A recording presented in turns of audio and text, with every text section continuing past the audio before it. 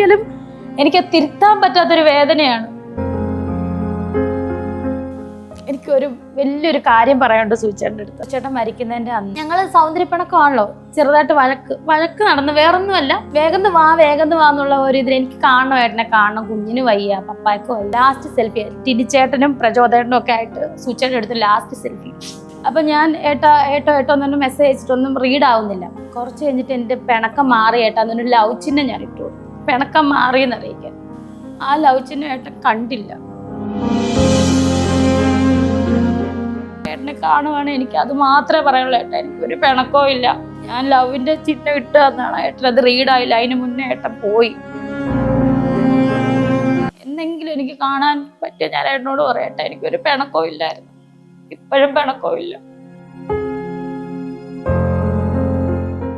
ചേട്ടൻ മുന്നേ വരിക, വന്നു കഴിഞ്ഞാൽ എന്തായിരിക്കും ചേച്ചിക്ക് പറയാനുണ്ടാവും? ഇപ്പോഴും എനിക്ക് ഒരു പിണക്കവും ഇല്ല സൂചിച്ചേട്ടൻ്റെ അടുത്ത് പറയാൻ. പക്ഷെ അവസരം, നമുക്ക് കാലങ്ങൾ പോയില്ലേ, ആ ഒരു നിമിഷം. ഞാൻ വീഡിയോസിൽ കേട്ടിട്ടുണ്ട്, കണ്ടിട്ടുണ്ട്, മരിച്ചവരെ കാണിക്കുന്ന മെന്റലിസ്റ്റുകളില്ലേ, സുധിച്ചേട്ടനൊന്ന് കാണും, സുധിലയത്തിൽ തന്നെ വന്ന് കാണിച്ചു തരണം. ഏറ്റവും വലിയൊരു ആഗ്രഹം എനിക്കൊന്ന് ഒറ്റ പ്രാവശ്യം ഒന്ന് കണ്ടാൽ മതി സൂചിച്ചേട്ടനെ.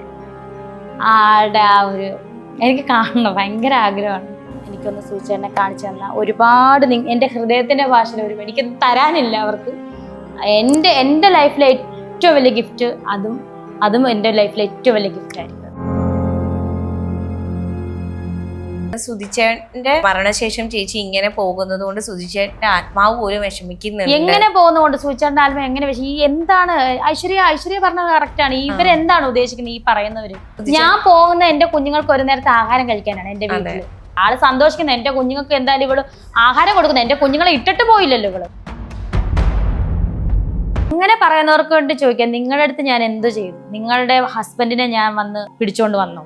നിങ്ങളുടെ മക്കളെ ഞാൻ ഉപദ്രവിച്ചോ? നിങ്ങളെ ഉപദ്രവിച്ചോ? അല്ലെങ്കിൽ നിങ്ങളുടെ വൈഫിനെ ഉപദ്രവിച്ചോ? അതിനകത്ത് വരുന്ന കമന്റ് ആണ്, ഇവള് ചത്തില്ലേ? അത് പ്രാക്കുണ്ടല്ലോ നല്ല രീതി. യോ എന്തൊക്കെ സുധിച്ചേട്ടൻ നിന്നെ കൊല്ലുപടി, മറ്റവളെ മറിച്ച് നീ ചത്തില്ലേടി? ചാകത്തില്ല അങ്ങനൊന്നും.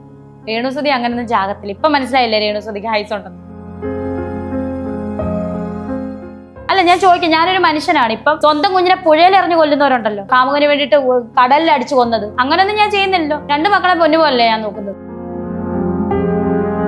സുധിച്ചേട്ടൻ ഇല്ലാത്തതിന്റെ പേരിലാണ് ഞാൻ ഈ തരത്തിൽ കിടന്ന് കഷ്ടപ്പെടുന്നത്. ഉണ്ടായിരുന്നെങ്കിൽ ഇതെങ്ങനെ തിരിഞ്ഞേനെന്നാ ചേച്ചി വിശ്വസിക്കുന്നത്? ഒരു നെഗറ്റീവും കിട്ടത്തില്ല എനിക്ക്, ഒരു നെഗറ്റീവും എനിക്ക് കേൾക്കത്തില്ല. കാരണം ആളുണ്ടല്ലോ, പിന്നെ ഇവന്മാർ എന്നാ നെഗറ്റീവ് അടിക്കാനാ?